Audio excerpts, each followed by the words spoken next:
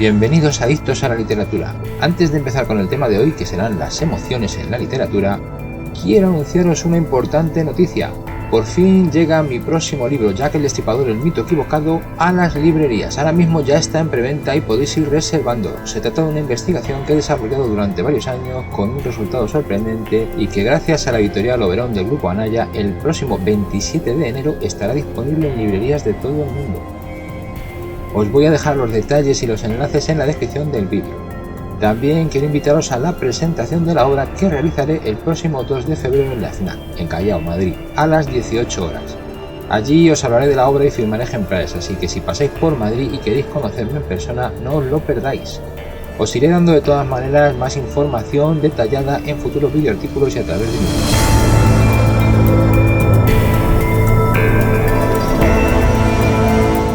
Y ahora sí, vayamos al tema de esta semana, las emociones en la literatura. Entender cómo funcionan las emociones y saber manejarlas es fundamental para poder abordar una obra que atrape a los lectores de principio a fin.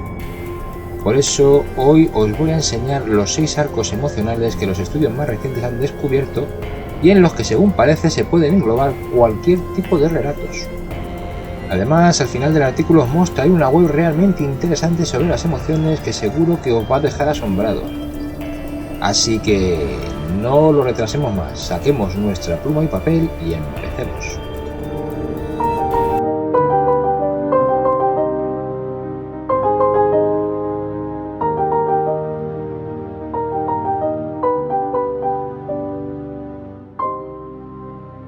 Escribir es un ejercicio artístico y como tal su finalidad última es despertar distintas emociones en los lectores. Cuando transmitimos una historia o exponemos un tema, lo cierto es que buscamos despertar distintos aspectos emocionales en el lector, al igual que lo hace el pintor con sus pinceles o un actor o cantante con sus interpretaciones.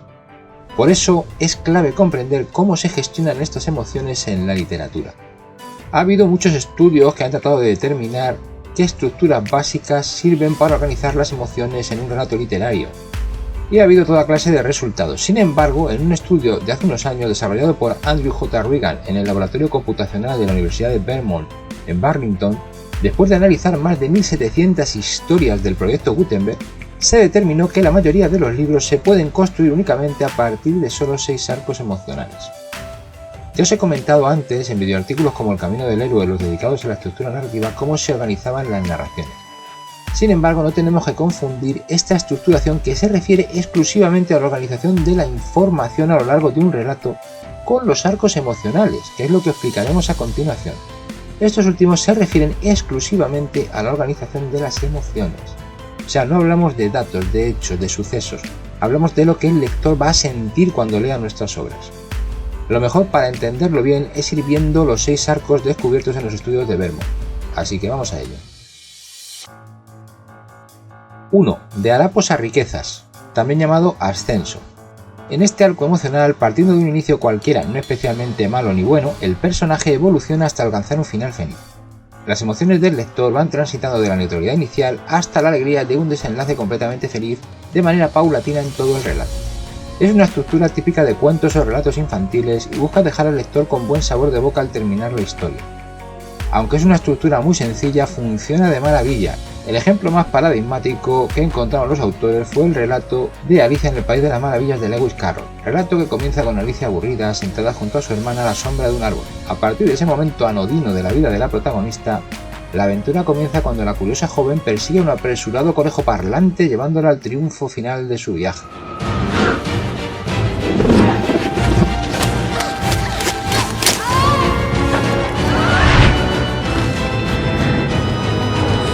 Dos, de mal en peor, también llamado caída.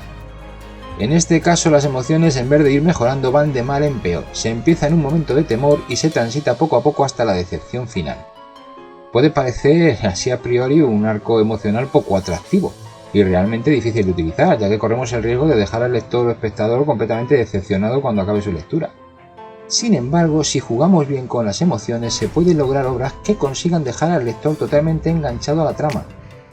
De hecho, puede ser muy útil en obras que formen parte de sagas literarias. Ya hablaremos de las peculiaridades que tienen en literatura las sagas literarias, ya que no es lo mismo que las obras aisladas.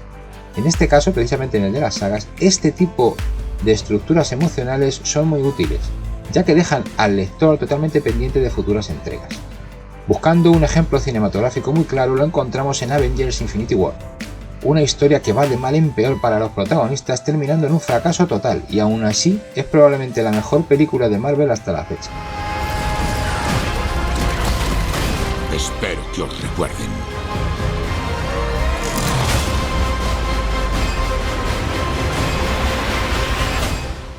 ¡3! El hombre en un pozo, también denominado caída-ascenso. Este tipo de historias comienzan con la llegada de un problema, un suceso que arrastra al protagonista en su caída para a continuación narrar el ascenso de este hasta su redención final. Este tipo de estructuras consigue la identificación inmediata del lector con el protagonista, jugando con esa tendencia que todos tenemos a identificarnos siempre con el más débil, con aquel que sufre una desgracia. El que al final, además, este consiga su redención, hace que el lector sienta como propio su triunfo. Es un tipo de estructura muy utilizada en grandes gestas y aventuras. Un ejemplo típico lo encontramos en El Conde de Montecristo de Alejandro Dumas y Auguste Maquet, la novela mítica en la que el pobre Edmundo Dantes, injustamente encarcelado, tiene que escapar de prisión para conseguir su venganza. Aunque quizá el ejemplo más paradigmático de este tipo de estructuras emocionales sería El maravilloso mago de Oz de Lyman Frank Baum, donde la pequeña Dorothy es transportada a un lugar desconocido donde tendrá que hallar el camino de vuelta al hogar. Eres capaz de más de lo que crees. No eres el gran hombre que esperábamos. Creo que sí puedo serlo. 4. Tragedia, también denominado subida-caída. En este arco emocional la trama parte de una situación en la que las cosas parecen mejorar para el protagonista aventurando una historia feliz, que sin embargo empieza a empeorar paulatinamente hasta precipitarse a un final completamente trágico. Este tipo de relatos explota un poco la drama queen que todos llevamos dentro, esa tendencia un tanto autocompasiva que nos lleva a pensar que las cosas pueden terminar mal. Fue muy utilizada en historias de tragedias clásicas en la antigüedad, siendo el ejemplo más claro la obra teatral de Romeo y Julieta de William Shakespeare. En ella, una historia de amor llena de esperanza se torna en una terrible tragedia final. Heaven is here, where Juliet lives. Every unworthy thing may look on her, but Romeo may not. Esta estructura es también a grandes rasgos la que utiliza la afamada película que ahora mismo bate récords en taquilla, Spider-Man No Way Home. En este caso, la trama comienza con un momento de triunfo de Spider-Man sobre sus enemigos en la anterior entrega y con la emoción de su naciente relación con MJ. A partir de aquí se produce la caída del héroe que desemboca en una tragedia total en que éste lo pierde todo. Creo que puede ser muy interesante en un futuro vídeo hacer un destripamiento del guión de esta película, para poder averiguar de dónde viene ese rotundo éxito que está teniendo y aprender de él. ¿Qué pensáis? ¿Os gustaría que lo hagamos y qué opináis de la película? De todos los universos.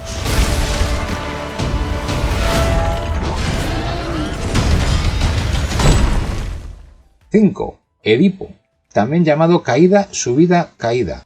Estamos empezando a complicar un poco las cosas. En este caso se trata de una estructura emocional en la que un inicio colmado de mala suerte desemboca en un desarrollo lleno de esperanza, pero al final vuelve a truncarse en una tragedia total. Lo que se busca en este tipo de estructuras es aumentar el efecto dramático de la historia. Dando esperanzas al lector de que todo va a ir bien, estas se truncan en la parte final del relato, lo que hace que la tragedia sea aún peor de lo esperado en un principio, e impacta con mucha más fuerza en el lector. Un ejemplo es la genial historia de Mary Shelley, Frankenstein o el moderno Prometeo, historia que ya destripamos en otro artículo y en la que el pobre Frankenstein, un doctor chiflado que está cayendo en la locura, crea un monstruo que parece huir para comenzar una nueva vida.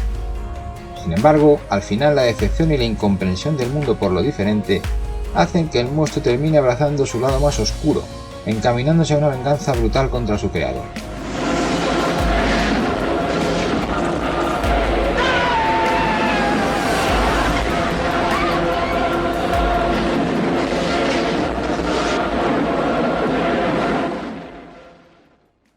¡6! Cenicienta, también llamado subida, caída, subida.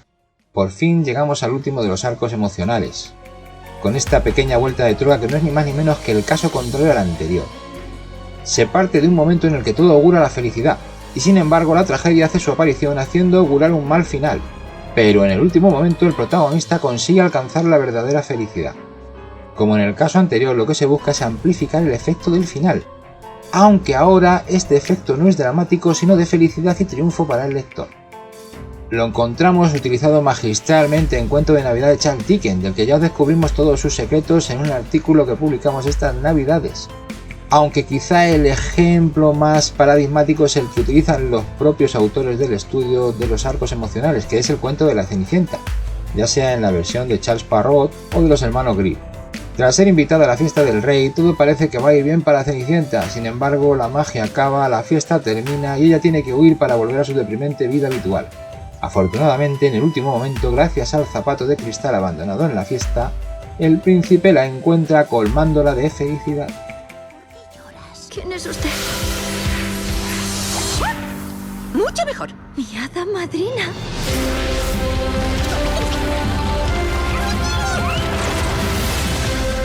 A ver, ¿y los ratones?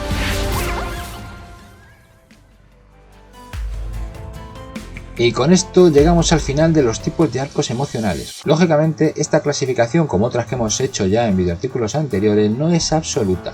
Siempre se puede jugar con estos juegos básicos combinándolos o alargándolos para conseguir el efecto que estemos buscando. Lo importante es que seamos capaces de prever los efectos emocionales que van a tener nuestros relatos sobre nuestros lectores, para así llevarlos por el camino que nosotros queremos llevarlos y engancharlos del principio al final.